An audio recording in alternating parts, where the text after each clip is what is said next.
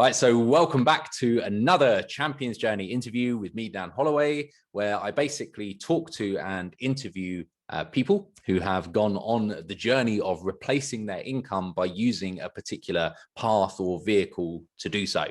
And in today's Champions Journey interview, I'm joined by a bit of a legend in a property investing community that I'm involved in, and that is Mr. Richard Havardi, who himself is a property investor and a coach and a mentor. So Richard, thank you very much for joining me today, bud. How are you doing? Very well, thank you. Pleasure to be here. Good stuff, mate. Good stuff. So Richard Vardy, for anyone who is thinking of investing in property, is a fantastic role model because in his first 2 years, and by the way, Richard, if I get any of this wrong, please just correct me, but hopefully I've understood all of this correctly. But in your first 2 years of investing in property, you did 10 deals. You currently own 7 buy-to-let properties in your existing portfolio. You've renovated, you've sold properties. You've even recently started getting involved in a charitable initiative called Stepping Stones to help house homeless people within properties that you own in your portfolio. And you're now looking at development opportunities and even have become a coach and a mentor to new property investors within a community that we're both involved in. So what an introduction, mate. That is phenomenal. How would you say, this is sort of first question that I tend to ask, what could you give us a bit of an idea of where you came from and what was the kind of motivation to get started with investing in property? Sure. Well, thanks very much, first of all, for having me on, Dan. I really appreciate it. And I guess if I go back to, I suppose, where the kind of initial journey started, when I left uni, I started working in kind of traditional jobs, working for other people. And to be honest, it never really felt like where I wanted to be. It didn't kind of feel like, things that I really wanted to do. And I think about 12, 13 years ago, I had my first little foray into setting my own business up, because I just didn't really, and I think I take after my father in that respect. I just didn't really want to work for other people. I wanted to kind of build something of my own, something that could give me a real sense of achievement and something I could be proud of. So my passion at the time was food and nutrition, so I set up various businesses in hospitality and catering. Sort of culminated in owning and running a restaurant for 5 years, which completely absorbed me. It kind of took over my life, as a lot of people that have owned restaurants will probably testify to. It's very stressful. It was an amazing experience. But by the end of it, when we sold up, I just felt like I wanted to build a foundation and build something sustainable for the future. And kind of getting into property sort of happened by accident, because halfway through running the restaurant, me and my brothers inherited a property. So we basically completely gutted and renovated it. And rented it out, and that was my kind of first sort of hands-on experience actually working in property, and that kind of gave me a little taste for things. But I wasn't in the position at the time where I could actually get full-time into property. I knew that it required, it would require a lot of my time, and I was really busy with the restaurant, and so I kind of had that experience, and during that period I did buy my first buy-to-let property. Other than that, but I considered myself very much a novice investor. Once kind of restaurant closed and I started kind of figuring out what I wanted to do, I was speaking to a few people. I just decided that I wanted to learn everything there is to know about property investing, because it was something that I wanted to put a lot more time into, but I knew that I needed kind of the knowledge and experience and people around me as well. I think other thing I learned from restaurant business, we didn't really have coaches or mentors or people that could help us. Me and my business partner were kind of doing it all for ourselves without any help. So, and consequently that put a lot of pressure and made things that much harder. So I knew that I wanted to kind of find experts and other people, because I love working with people that are really experienced and experts in their field. And that's kind of how I found my way to Ethical Property Partners, property group that you've obviously mentioned that we're both part of.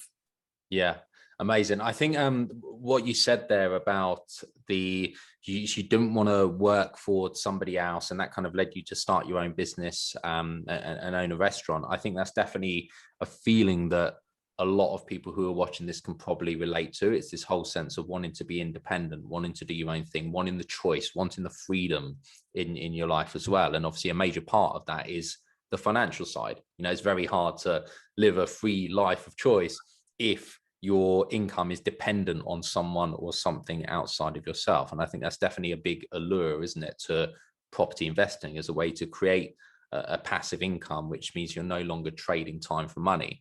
So at the time, can you, if you think back, can you remember what it was that really kind of sparked your interest with property? You said you quickly wanted to, learn all there was to learn about property investing. What was it about property that really piqued your curiosity, would you say?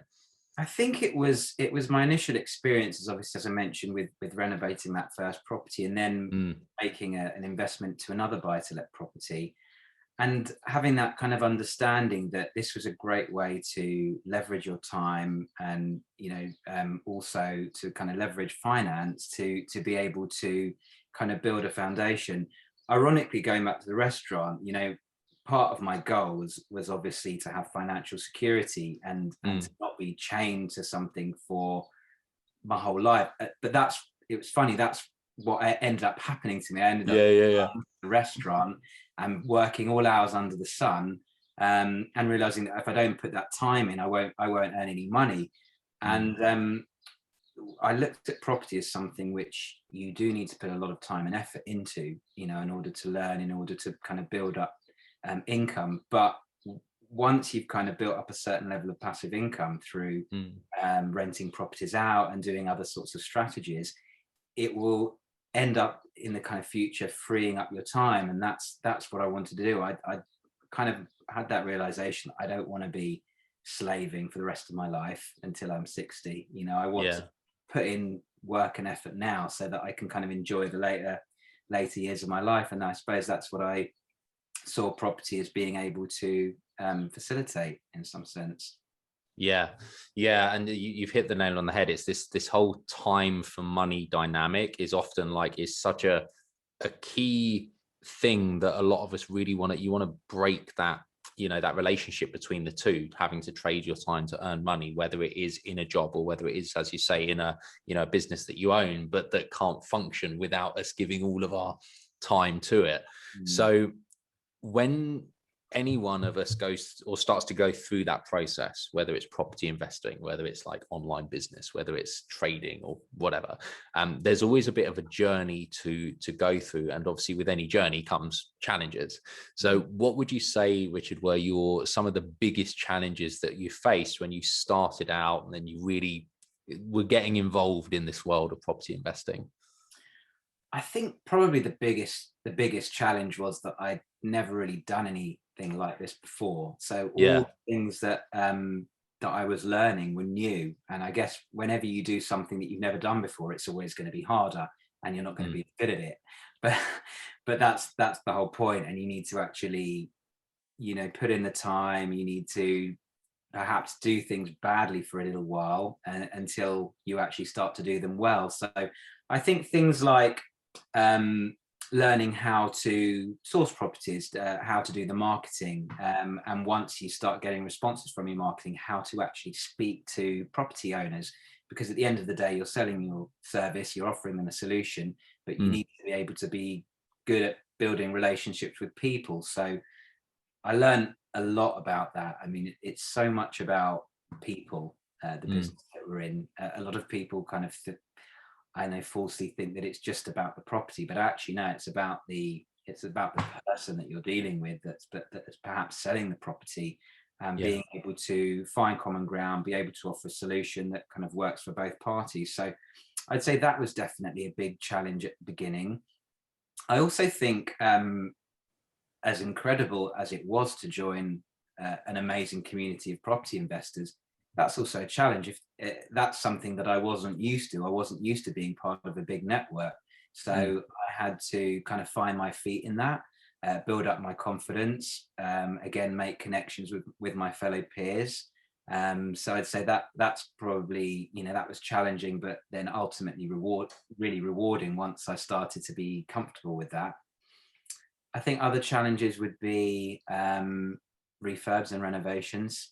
Yeah. Again, being able to, once you've spoken to, say, a vendor and you've gone to see a property, being able to assess, what works need to be done. Because invariably, with a lot of the properties that I've purchased, they almost always need some level of refurbishment. Sometimes it's not as much, but other times it's quite significant. And I'm probably, like many, would admit that they've made some mistakes with their first few, perhaps just not estimating correctly what works need to be done, or finding the wrong tradespeople. And I suppose it's not about just saying I'm never going to make any mistakes. It's about learning from those mistakes, understanding how to improve things, understanding how to find the right people to do works on the properties. So that was definitely a huge challenge at the beginning, like actually managing the refurbs. And then also dealing with transactions, because when you buy a property or sell a property, you've got solicitors to deal with, you've got mortgage lenders, you've got perhaps vendors that are wanting to complete quickly. So the responsibility is really on you to make sure that things run smoothly. And I've been in a position where I've maybe had 3 or 4 transactions all running at the same time. So you need to know which mortgage broker is working with which transaction, which lender has got the rates that you need on a certain property, which companies you're buying it in, if you're buying it in a company or in a personal name, which solicitors that you have to deal with and chase, providing correct information to each party, and managing the expectations of a vendor as well. So lots and lots of moving parts when it comes to a property transaction. Again, very, very challenging, and possibly a little bit more challenging in kind of our COVID times at the moment. So again, it's just one of those things where it might seem overwhelming or daunting at the beginning, but you have to step out of your comfort zone a little bit. You have to actually do it to get better. Yeah. What advice would you give to someone who is, say, they're hearing what you're saying there, about, like, the challenges of finding contractors and dealing with solicitors, and you've got all these moving parts going on, and thinking, oh, I don't know, that sounds pretty terrifying. What if I get it wrong? How would you describe, Richard, your relationship with being willing to sort of fail forwards, being willing to, progress anyway, despite those things being there? And what advice would you give to someone who is feeling those feelings at the moment? I mean, I think, I guess one of the key things that actually really helped me during all of these times was being part of the property network that we're in, because you have a system of coaching, mentoring, and lots of resources, and the ability to ask questions to your peers and people that are more experienced than yourselves. And I think without this community, I definitely couldn't have done what I'm doing now. If a transaction maybe hits the rocks, and you have a problem that needs to be solved, being able to ask someone with experience that maybe has gone through it how to overcome it is invaluable. And I'd say so often support from the community has helped me to kind of avoid maybe losing a deal and actually keeping it on track. So I think it's very important to have some mentors or people around you that can help. Because if you're on your own and something goes wrong, then it's solely down to you to be able to solve it. And that is completely possible. And I think you just have to have confidence. I think you just need to accept that things aren't always going to run smoothly, especially if you're considering starting a new business. But definitely to consider if you're maybe not part of a community, then have like a coach or a mentor that you can work with, that can help you in situations where you're facing challenges. Yeah, I think that's great advice, because at the end of the day, something like property investing, yes, absolutely, you can figure things out on your own, but it's often a lot more sensible, shall we say, to have someone that you can connect with who has gone through the journey already, who knows what they're doing, who knows how to overcome the challenges and move things back on track if they do, like you say, kind of go a little bit awry. If anyone is watching this, if you are curious to find out about this community that Richard's a part of, that I'm a part of, then I'll pop a link just below. If you're watching this on YouTube, it'll be in the description. If you're watching this on a web page, it'll be a button just below, and that'll link to a free workshop video series shot by the founder of Ethical Property Partners that talks a little bit about what are the different things that you need to consider when investing in property. You know, what sort of stuff do you need to focus on if you're going to be successful, and ultimately give you a bit of an idea of how Ethical Property Partners can help with that as well. So there'll be a button just below if you want to check that out. Now, in terms of your journey over the last 2 years, Richard, so you've really gone through this process. As you say, as we said at the start, you've done 10 deals now, and you currently own 7 properties. How would you say that property investing has changed what your life looked like before when you were in the restaurant business, and what your life looks like now that you've really started to, you know, generate passive income and you've got this portfolio that you've built? How has things changed for you moving forwards? I think it's definitely been a huge mindset shift. I didn't think it would be possible to do what I've done, and I was fully prepared for these last couple of years to be really hard work, and it has been a lot of work and effort, and it's going to continue to be for you know, a good few years to come. But I've definitely achieved some goals that I set when I started on the partnership, which was to have a certain number of properties, to build a certain amount of passive income, and that's going to be income that's going to keep generating for the rest of my life, because, you know, those properties are tenanted, so, you know, income's coming in from them. They're you know, looking at capital growth as well, so the properties are going up in value. I've been able to sell properties as well, which has helped me to release income. You know, typically I'd find a property that's in a poor state, renovate it, and then be able to sell it at a profit. So that's kind of another strategy that I've been able to do. I think it's given me some freedom. Definitely, it's definitely freed up my time. If I think about the amount of hours I was working, you know, the amount of crazy hours I was working when I was running the restaurant, I love to work, and I love spending time working. And these last couple of years, I've you know, it's been a full-time job for me, but I can definitely see now that it's given me more freedom, especially, you know, over the last few months, to start focusing on future projects, to start planning and goal setting for things that I want to achieve, maybe outside of property as well. It's allowed me to start thinking about maybe some other business opportunities that I want to work on. So yeah, absolutely. It's I don't think I thought I'd have that opportunity. I thought, okay, I'm getting into property investment business, that's all it's going to be for a number of years. But actually I've started to be able to think about you know, some other business opportunities, I said, you know, and things like trading and online sales, and also getting back into food, which is a big passion for me as well. So yeah, some goals that I want to achieve over, you know, maybe the next 5 years or so in food business as well. And having done those deals and having been able to achieve that passive income has allowed that to happen.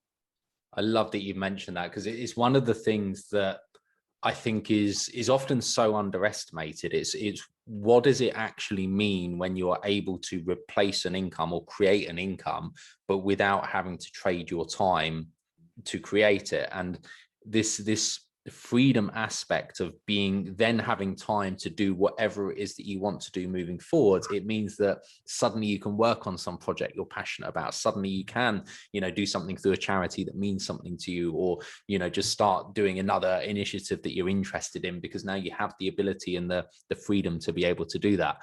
Because I think a lot of the time we think that oh, you replace your income, that's the top of the mountain. And when you make it, you're done. And like you've achieved all your goals and that's it, success. But actually, in a way, that's the start. It gives you the ability to begin to create whatever it is that you want to create in your life, instead of depending on a boss or a business that is keeping you trapped because you have to keep working on it to generate the income. So yeah, great point.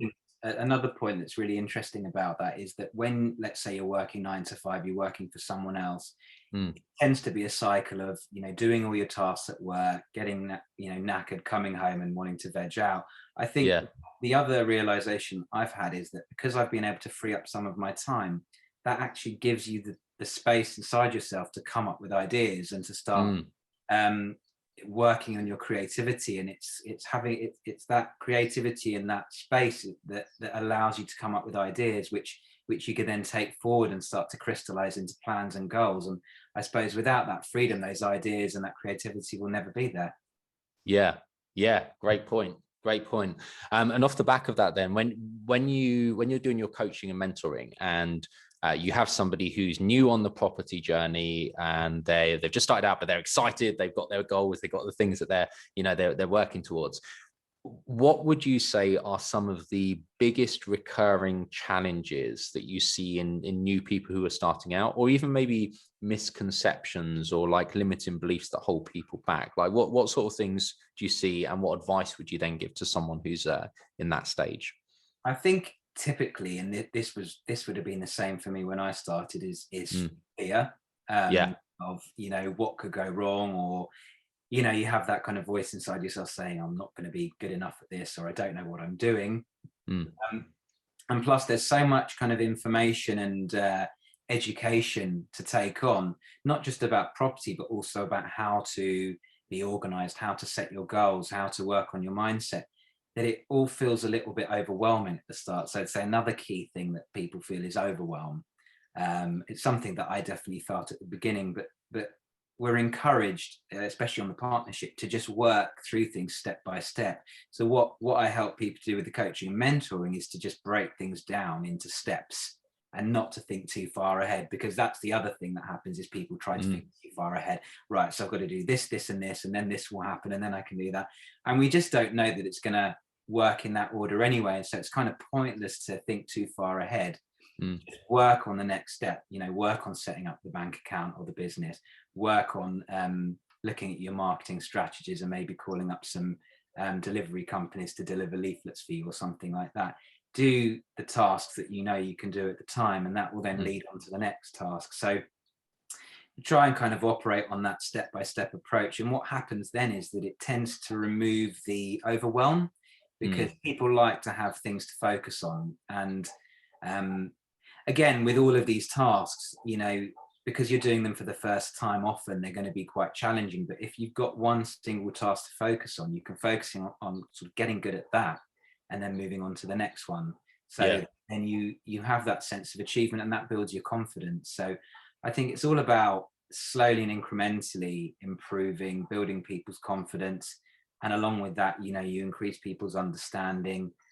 I also encourage people to be in contact with the community, to participate in the kind of training and the webinars, and by building up that level of support and that level of connection, that also helps people as well. It helps people to feel like they're in the same boat as others, and that they feel like they can connect with people, ask for help, share their experience, and that will also kind of help them along the journey too.